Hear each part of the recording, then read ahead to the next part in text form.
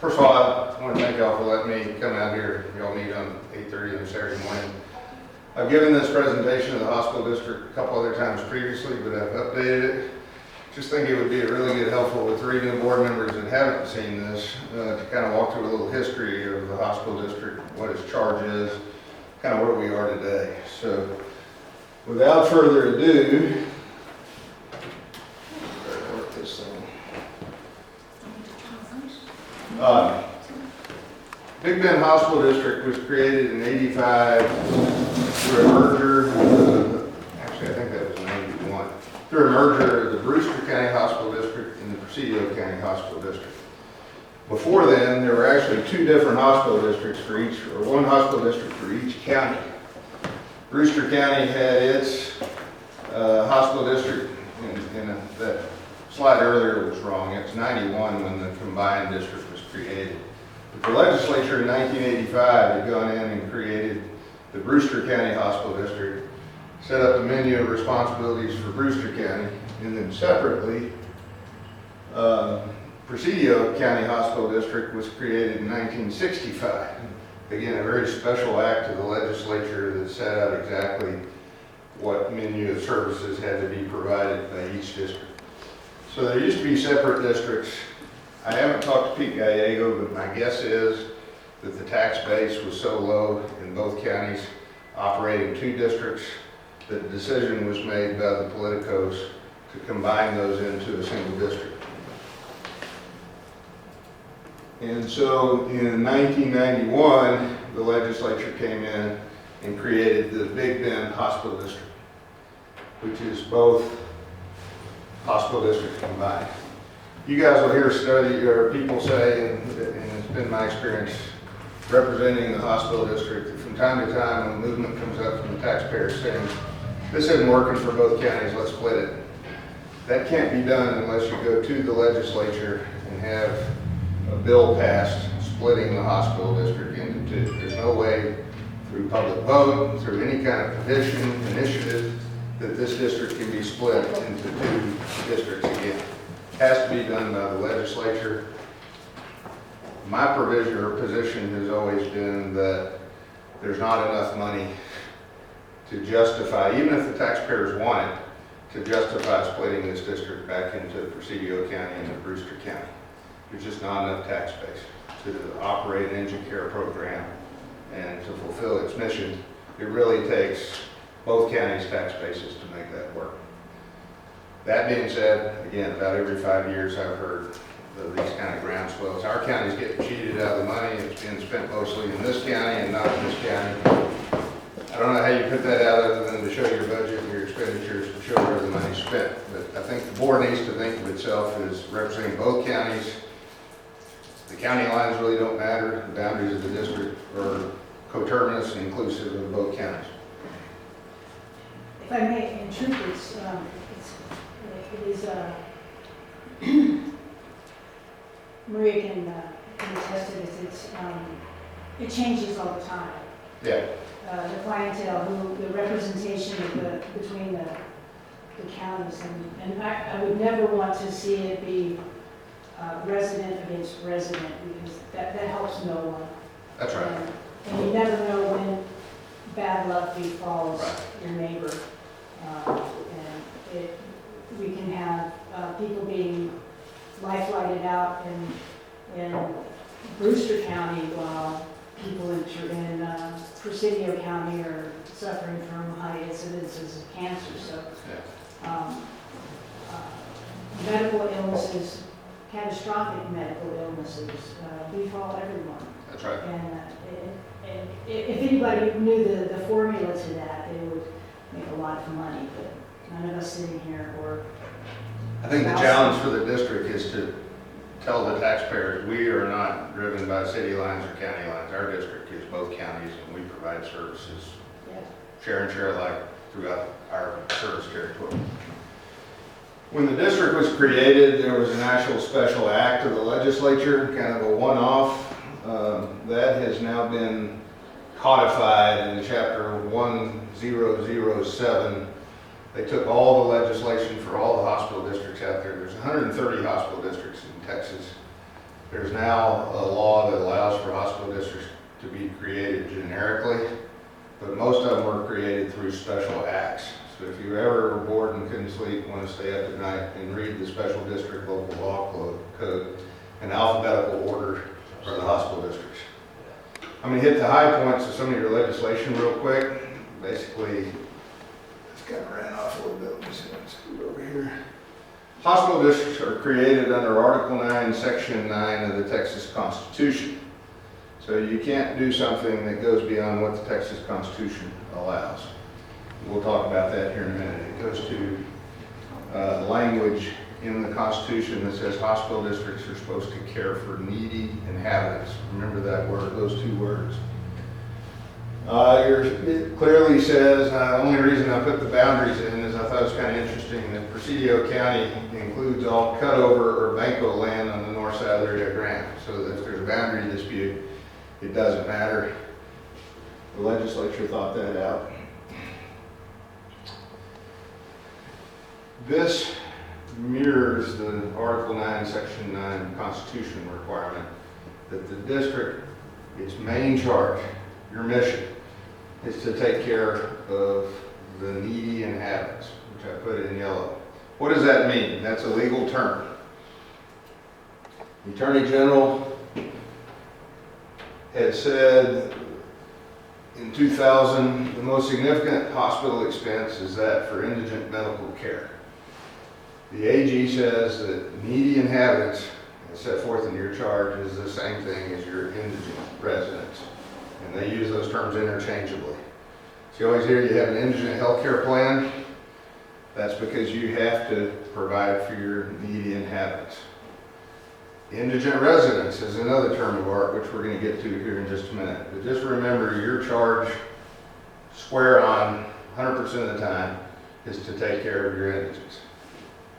Under your legislation, it says needy inhabitants. The AG says Article 9, Section 9 was adopted to maintain and improve public health care, especially for indigent persons, and shift that financial burden of providing the care from cities and counties to hospital districts. All 254 counties have the responsibility to provide indigent care unless that's been offloaded to a hospital district. A lot of counties don't have hospital districts, so they have to provide the same indigent care that's been passed off to you. It's a very expensive thing. In Dallas County, there's not a hospital district. The county taxes for indigent care, and the part of the county tax for indigent care is bigger than all of the other county taxes for everything else they do combined. Again, most hospital districts were created to save the county from having to tax and put it on a special body just like y'all. Can a hospital district operate a hospital? Yes. In fact, you all did. We'll talk about that next. Again, just finishing from that AG opinion, just to kind of drive it home if I haven't already, it says under the constitutional provision, a hospital district is directed to assume responsibility for providing hospital and Medicare. And other political subdivisions are prohibited from spending money. If you all ran short, you couldn't go to the county and ask for money to fulfill your mission. Prohibited by the Constitution.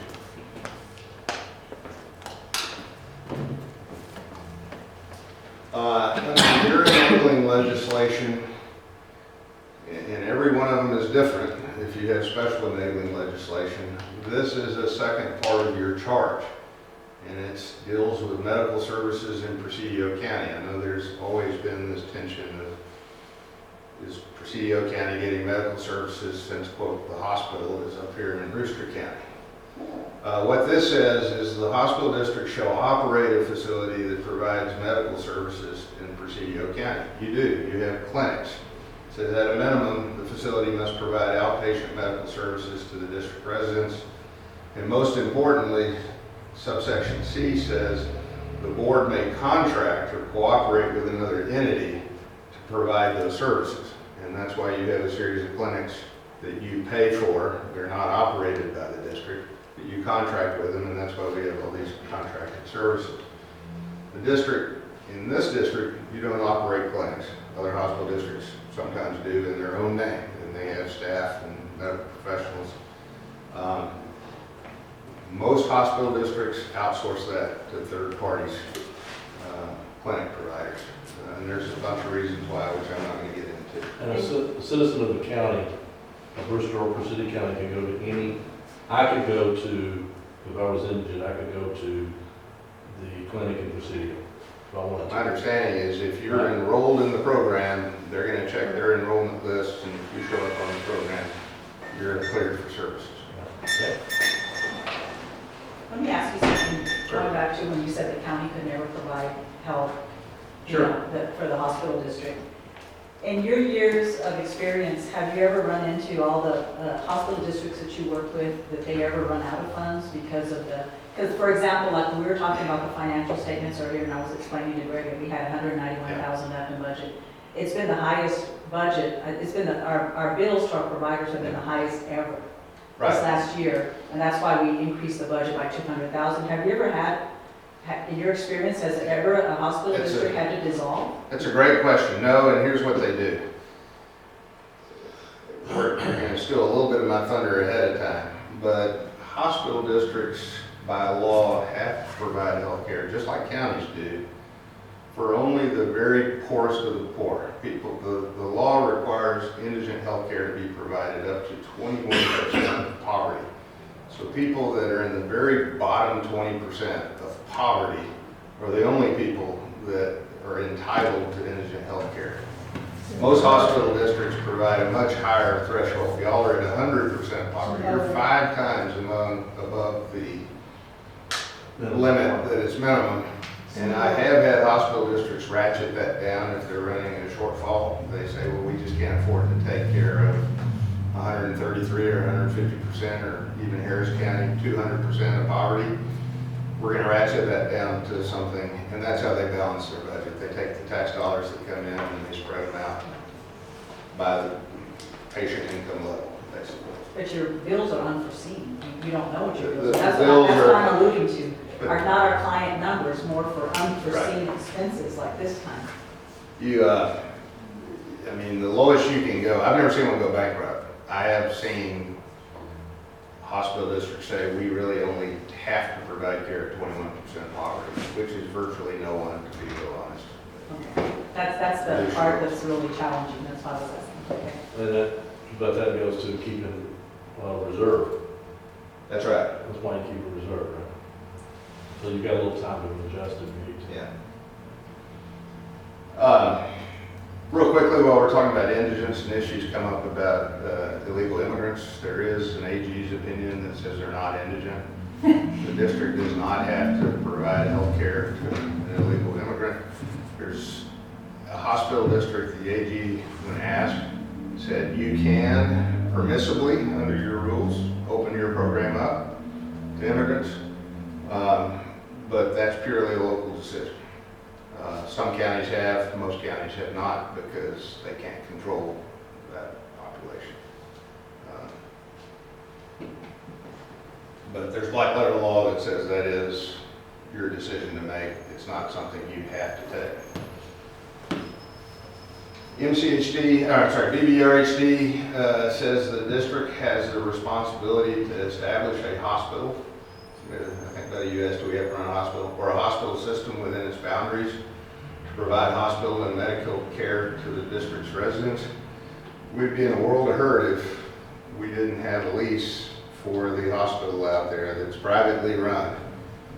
Because if we didn't have a hospital in the community or in the district would have the responsibility to provide for a hospital somewhere. Again, you've outsourced that. We're going to talk about that here in a minute. And the hospital fortunes come and go, and I've heard a lot of stories about them, but at the end of the day, you're talking about these reserves. You probably have to spend a lot of your reserves if, for some reason, the hospital were to go out of business, because you have a statutory duty to provide that care. The board has bylaws. I think they're posted on your website that govern the board. That falls under this section of your enabling statute that says the board shall adopt rules for the operation of the district. It says you publish rules in book form. That was back in 1991 now, I believe they're posted on the internet and provide copies to interested persons. Your indigent care handbook that tells who gets on your program, those are the kind of rules that should be public. Your bylaws are public. I actually helped years ago update the bylaws. I would charge the board that periodically you do go in and update your bylaws for the change of times.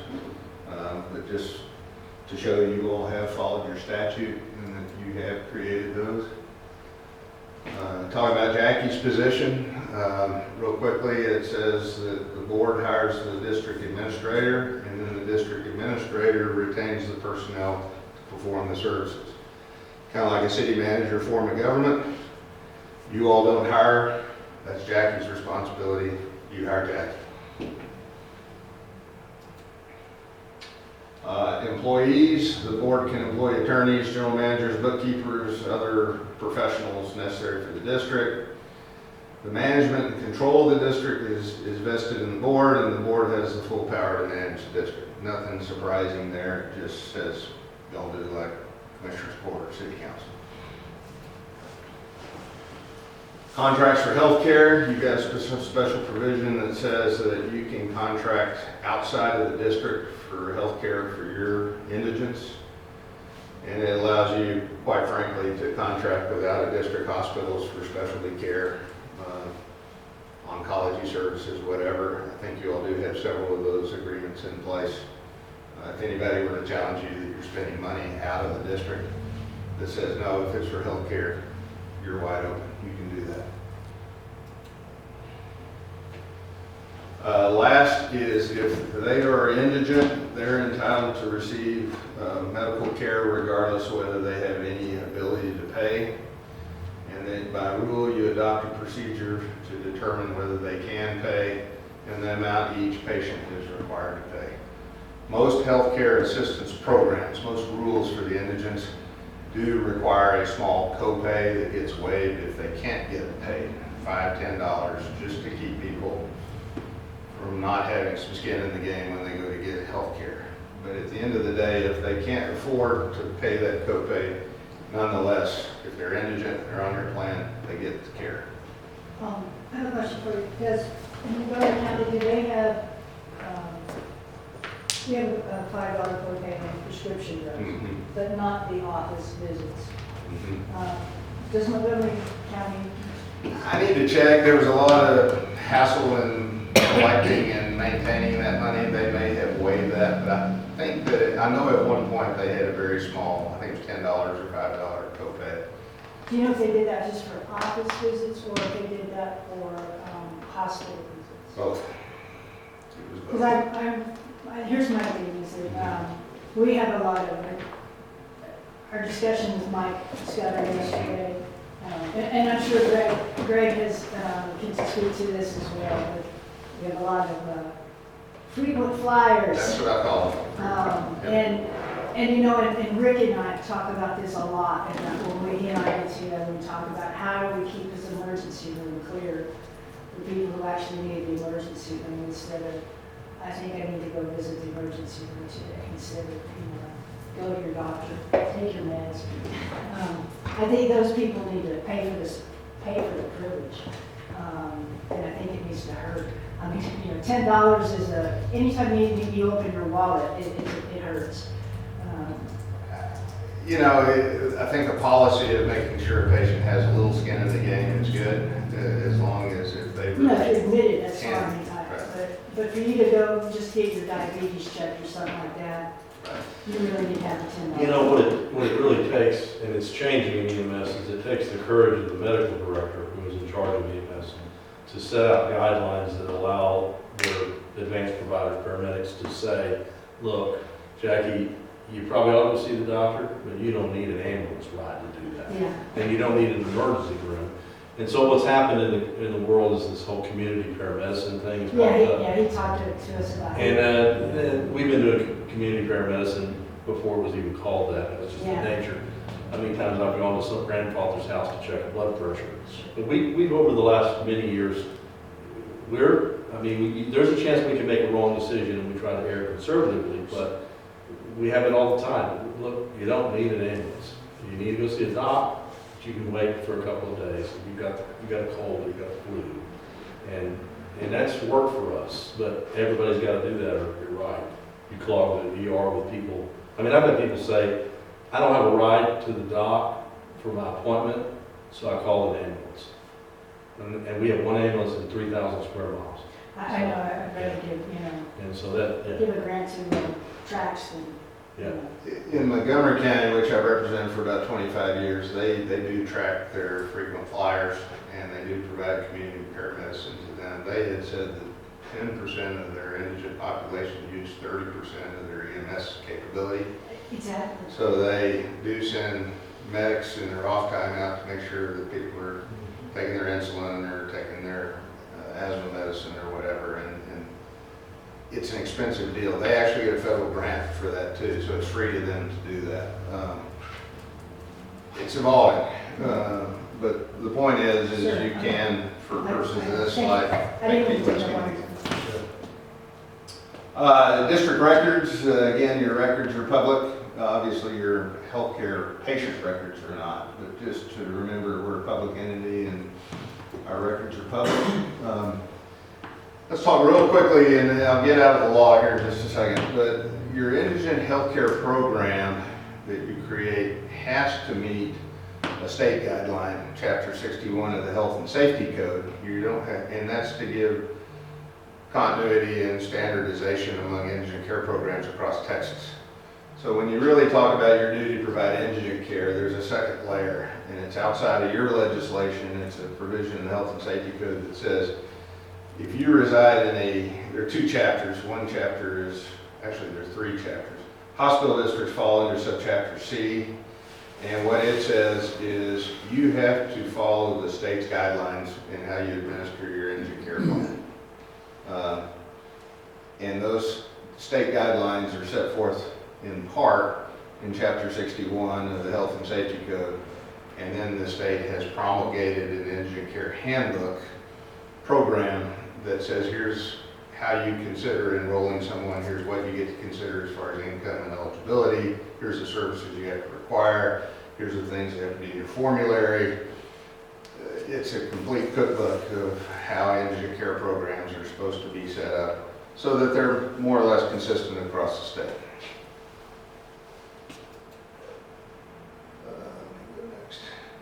It is a cookbook, but it does allow you to Yeah. substitute a few ingredients based on what you can grow in the area. So for hospital districts, for someone to get on your plan, they have to be eligible. And the eligible provision, what that means is set forth in Chapter 61. And it says you have to meet the basic income and resources requirement established by the State Department of Health under Section 6106 and 6108. Or for hospital districts, a less restrictive income and resources standard adopted as policy for you all. That allows you to go to 100% of poverty instead of 21% of poverty. Or whatever you choose is right.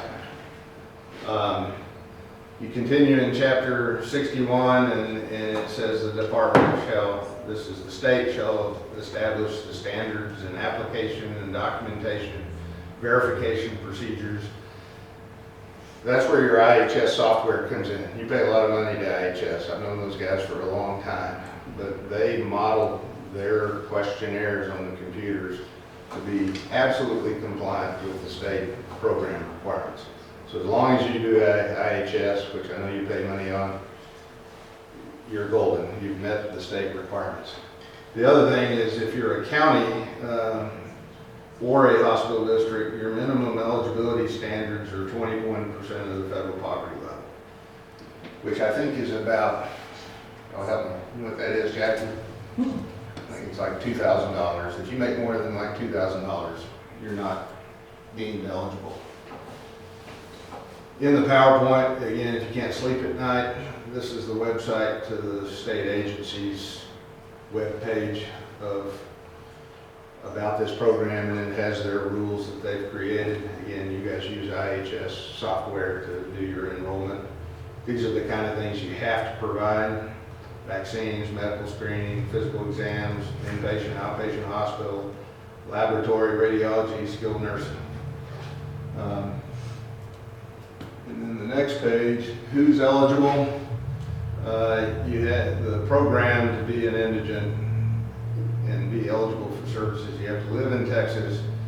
You have to have an income level of below 21% of poverty, and you have to have resources of less than $2,000. So if you've got a car, if it's worth more than $2,000, you don't qualify on a typical county indigent program, and you can't be eligible for Medicaid. So it is the lowest of the low. I mean, if the hospital district can always upward deviate from that, but realize you always have to flexibility for that upward deviation. If you followed the state's plans, you'd have very few people that qualify as indigent. I think you all are at 100% and use software IHS to qualify people. And I think that y'all have jettisoned Boone Chapman, and now you're using your IHS software to facilitate the payment of claims. It actually creates, from what I'm understanding, is a listing of how much your providers get paid for services, and then Daniela cuts the checks, right? We list all of the information, the CPT codes, all of the information that a typical insurance company would, and then we provide the reports, invoicing reports, and submit it to Daniela, and then she does all the cuts the invoicing. checks. James, do we have some people, some providers that don't want to participate? Or is everybody participating in our community? All of our providers, can they say, no, I don't want to make more money than this, and so I don't want to be part of it? Well, when I first got here, we had to do quite a bit of begging and pleading, and a lot of talking, a lot of communicating to get people back in, to allow us back into their services. Right, gotcha. But they're back in now. And you know what, a lot of that was that, when the oil fields went back up, then you just couldn't get into Odessa and Midland, but everybody's back on field. My experience is no healthcare provider likes to accept Medicaid level payment, but they do it out of a matter of community spirit. I do have some hospitals and for other clients that get a delta on that, but we never pay more than Medicare, obviously. Well, some have to, once they start making all that money, they all of a sudden they start needing us. They need to start showing that they're taking Medicaid clients, and then they love us, so. When I stepped in representing the district, I thought rather than the district providing this health care directly, which when I stepped in, the hospital was providing everything. No matter where you lived, you had to go to the hospital for treatment. We created kind of an insurance model where we outsource the health care, we manage it, and then we have IHS software doing the eligibility piece, but then the county or the district spent a lot of money on a company called Boone Chapman, who was a TPA that was actually managing the care and making sure that the care qualified under the plan, and then they would prepare a roster of what bills got paid. And they're very expensive. IHS saw an ability to expand over into Boone Chapman's territory and put that into their software. So almost all of my clients have fired Boone Chapman and are now using IHS exclusively. It's been pretty responsive to y'all, haven't they? Oh, they're just, they're phenomenal. So for the board members, you all used to write two big checks monthly, one for the IHS software and the other for Boone Chapman. We've been able to cut that off and streamline that, both sides of the provision of care, the qualifications, so that people have an active, real-time role of who's on your program. What does IHS stand for? Indigent health. Indigent Healthcare Solutions, Solutions. Out of where? Houston. Houston. Common, And Yeah. then what do they charge us for a fee? About 3,000, and then 3,000 for the software, and then we do power searches also. So they take everybody who's listed on our program, and They check for like if they're enrolled in Medicaid or. See, Medicaid is the only federal program that immediately you're off our If program. I'm on Medicaid, I You can't cannot, get you're this. not, you cannot. If I'm on Medicare, I can't get this. Medicare, That's a maybe. we count the resource, your income resource, I got you. so you might not be eligible. Okay. And is that 3,000 a year or a month? A month. A month. So we pay them 36,000 a year to manage the program. So not manage, but Well, it's not managing the program. Give us it's the the software. Because see, this is about the software, and it protects us actually, because you enter the information, and the answer comes out as a yes or a, you either are qualified or you're not. It's like being pregnant. You that's either are or great. you're not. No, I think it's great. So there's no determination. It's, And they're modeling it after the state's requirements, so There you go. It's pretty robust too, right? It's very robust. It's been about twice that, trying to do it in-house and keep up with the law. Well, and it's not like, there's no math errors or anything like that, and there's no cheating either. Well, Boone Chapman used to cost about 6,000 a month. Yeah, Along. Boone Chapman was very expensive. Very expensive, And and a lot of it does times our- you weren't getting what we needed. Gotcha. It does our billing and everything else, and our reports, and, we can get data out of there, and, It's our pretty vendors. robust. I think it's Yeah. robust, and they know us, they know our program, because we're not like all the other. And it keeps legal aid from suing you saying that you're out of compliance, which used to be the Exactly. case. Everything is updated, we don't have to worry about the updates. So here's a little quick history. In 1997, I'm jumping ahead here, but when I stepped in after this to represent the hospital district, the old hospital had sold, and there was the new Big Bend Regional Medical Center. And Big Bend Regional Medical Center is, as you all know, owned and operated by a private company, but it's on hospital district land. And what had happened back in the day in 1997 is the prior hospital district board said, we want to get out of the hospital district business. We want to offload our hospital responsibility to a private company. We got a piece of land. Let's close the old hospital and let's let the new hospital be built privately on our land.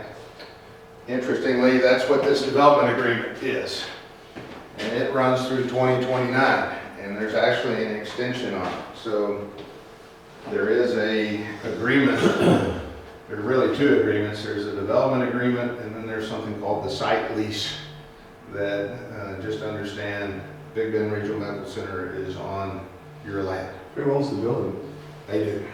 You will own it in 2029 when the lease expires, but they do have a right to renew that lease. And they pay us a ground lease? None. Zero. Zero. And here's why that's important. As part of that negotiation in 97, this is illegal, but it was put in the contract that said the private company would do all your indigent care. And this is really interesting to me. You really didn't need a hospital district board at that point, because what it said is all the tax money that came in, other than election expenses, got handed over to the private companies. And for that, they would provide your indigent care on your behalf. So you really only need to meet one time a year and collect your money, adopt your tax rate, and vote to give all the money to the hospital. Well, you can imagine what happened. When I stepped in, I think there were 20 people on the indigent rolls. There were none. The hospital district was taking, or the hospital was taking all that money and pocketing it because they're in red ink. And they said, kind of paid lip service to the indigent care obligation. And unfortunately, that was a binding contractual clause in this agreement till 2029. Long and short of it is, it divested the board from any control over its own program that it has to provide. We were about to file a lawsuit. I was about to file a lawsuit at the direction of the board to break this agreement because it was illegal. It took all discretion away. And you really were not running an indigent care program. The CEO of the hospital would come to the board meeting and just say, here's some stuff on the back of a napkin, there was no reporting. It was like pulling teeth to even find out if there were even indigents on the program. It was a one-stop healthcare operation. You had to get to the hospital to get care. It was broken. Not many people know this, but in 2009,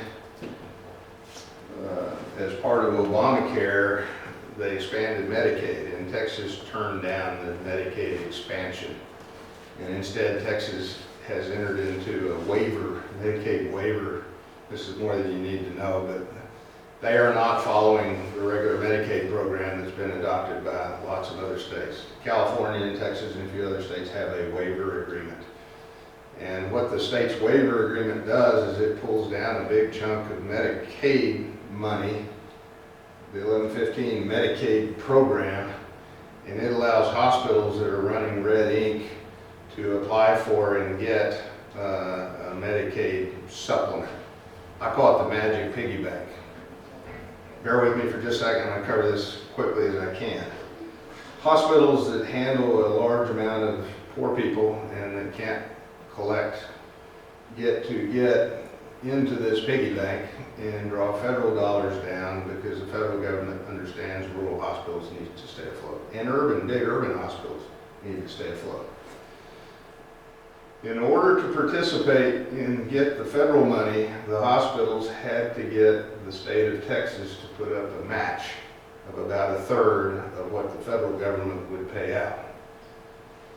Texas refused to put up the match, but they said if the local governments want to put up the match for the state, then the hospitals could pull down about 2x of what the local governments put up. The magic language in the whole deal, though, was to participate in the program, and I still don't know why this is the case. You had to tear up any direct pay contracts that you had between the hospital districts and the hospital. So instead of suing the hospital, this program came along, and all of a sudden we had to tear up or amend the contract provision that I just showed